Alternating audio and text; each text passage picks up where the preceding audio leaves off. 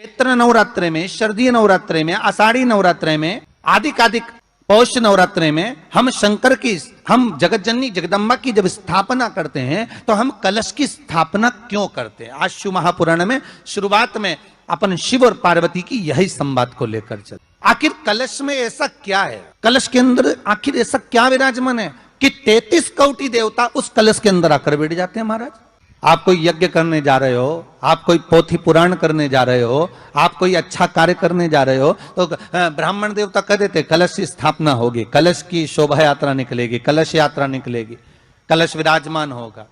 और आज हर की पौड़ी पर, प्रयागराज में या उज्जैनी में, नासिक में जो बड़े बड़े कुंभ के मेले होते, कुंभ का मतलब भी तो कलश से होता है।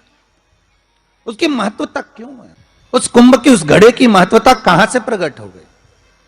शिव महापुराण की कथा कहती है महाराज, भगवान ओघड़दानी शंकर स्वयं आद्य शक्ति जगदम्बा से कहते हैं कि जगदम्बा तू क्या चाहती है बोल। तो जगत जननी जगदम्बा कहती है कि जहां मैं हूं वहां शंकर है। ये आपने कह दिया, पर जहां शंकर है वहां पार्वती का होना जरूरी है। उसके लिए सिद्ध करने के लिए एक स्थान ऐसा बनाया जाए जहां पर शंकर विराजमान है और शंकर के साथ पार्वती विराजमान है। तो शिव जी ने कहा, पार्वती उसके लिए मैं तुझे एक सुंदर कलश का निर्माण कर देता हूं।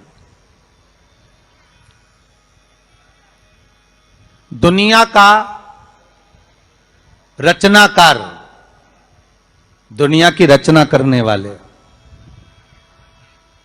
महाराज, संपूर्ण ब्रह्मांड की रचना करने वाले, जिनको भगवान शिव ने स्वयं ब्रह्मदेव से कहा है कि ब्रह्मा जी तुम सृष्टि खंड को आगे बढ़ाइए, सृष्टि की रचना करिए। और आज ही के दिन, यही चैत्रीय प्रतिपदा के दिन,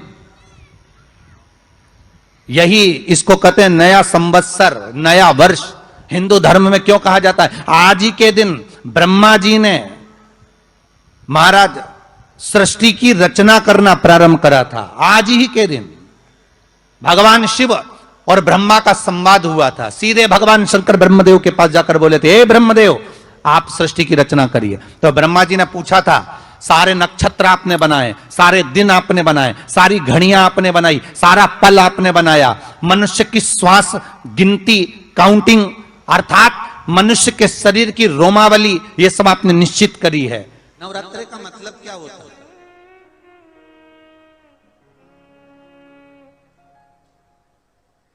केवल 9 दिन तक देवी की आराधना कर लो, नंगे पैर ले लो, थोड़ा सा साबूदाना का फरियाल कर लो, मोरधन, चिप्स, पापड़ ये खा लो, या किसी देवी जी के मंदिर में जाकर नंगे पैर झंडा उठा के, ध्वजा उठा के, चुंदड़ी पकड़ के माता जी के मंदिर तक चले जाओ। क्या केवल नवरात्रि का मतलब यही है? या फिर कहीं गरबा हो रहा हो तो गरबे में चले जाओ? क्या नवरात्रि का मतलब केवल यही है? या घर में जोत लगा लो, नवरात्रि का मतलब यही है? घर में जवारे बो दो, नवरात्रि का मतलब क्या यही है? घट स्थापना कर दो, क्या नवरात्रि का मतलब केवल यही है? अगर नवरात्रि का मतलब जानना है तो आपके मन में एक विचार आना चाहिए कि ये नवरात्रि केवल घट स्थापना के लिए नहीं होती है, ये नवरात्रि हमारे भीतर एक नारी के सम्मान के लिए प्रकट होती है कि नारी का सम्मान कैसे होना चाहिए। मेरी जीजियों, मेरे जीजाओं, मेरी बेटियों, बेटाओं, मेरी माताओं, मेरे भाई, मेरी बहनों, एक बात बहुत सावधानी से सुनना। नवरात्रे आते हैं, नवरात्रे आते हैं, नवरात्रे में आप माता रानी के व्रत कर लेते हो, जोत जला लेते हो, माता रानी का व्रत करते, उपवास करते, जागरण करते, जोत जलाते, पूजन करते, निवेदन करते। और अभी फिर चैत्री नवरात्रे आएंगे, आप फिर आराधना करोगे, फिर साधना करोगे, फिर जोत जलाओगे, फिर माता रानी को याद करोगे, फिर व्रत रखोगे। आप कितने भी व्रत करो, आप कितनी भी जोत जलाओ,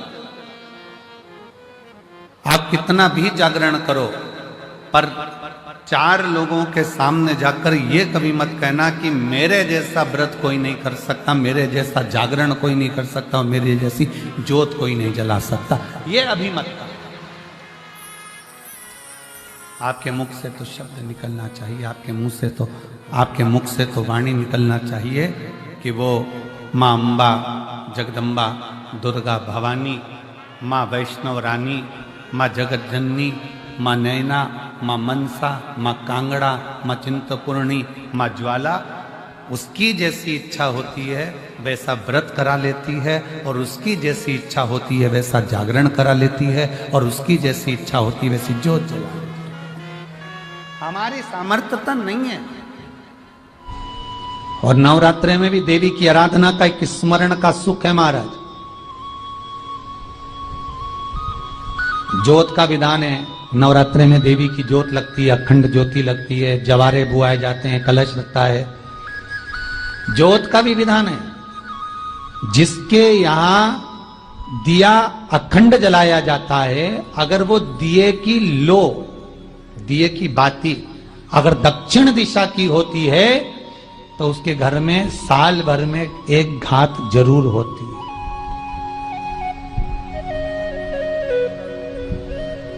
जो दिया अखंड जलता है उसकी बाती का मुख दक्षिण का नहीं होना चाहिए।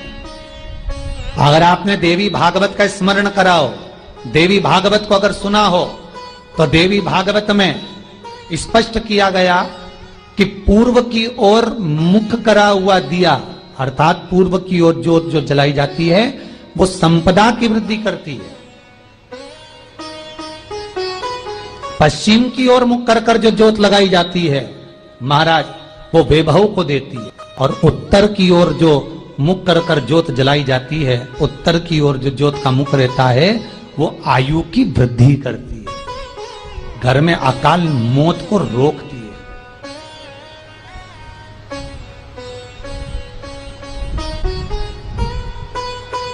नवरात्रि का जो भाव तत्व है उसको भी अच्छे से समझ लेना। दक्षिण की ओर ज्योत ना लगाएं। अगर आपको लगाना है पूरब की लगाएं, पश्चिम की लगाएं या उत्तर की लगाएं।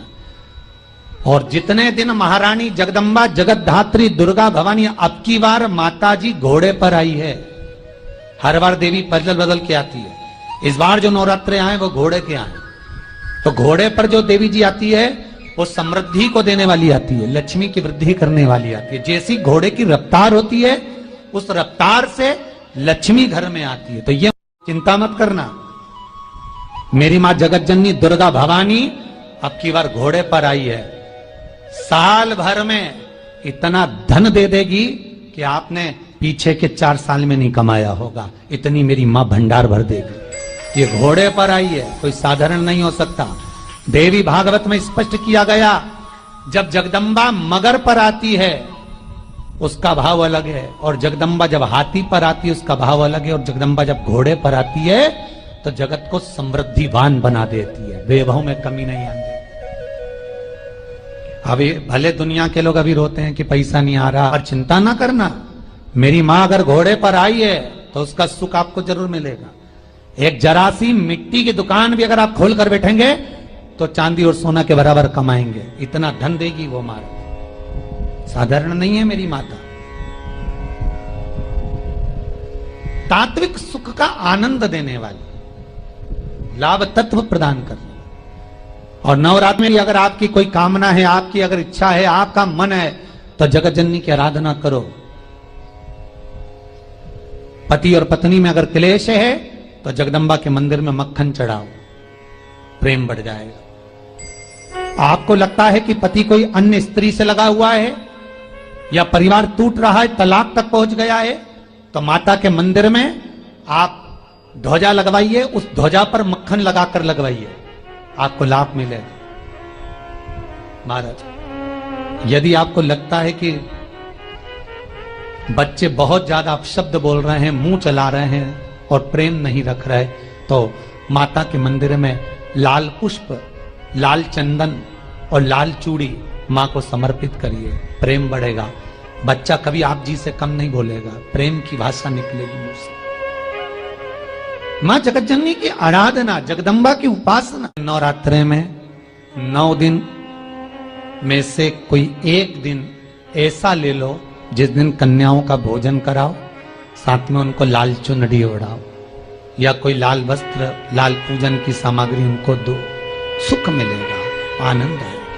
कोई अगर नवरात्रि का व्रत एक लौंग पर कर रहा है तो उसको करने दो। कोई नवरात्रि का व्रत अगर एक गिलास दूध पर कर रहा है तो उसको करने दो। अगर नवरात्रि का व्रत एक जरासी सुपारी पर कर रहा है तो करने दो। कोई नवरात्रि का व्रत कैसे कर रहा है उसको करने दो, उसकी मर्जी।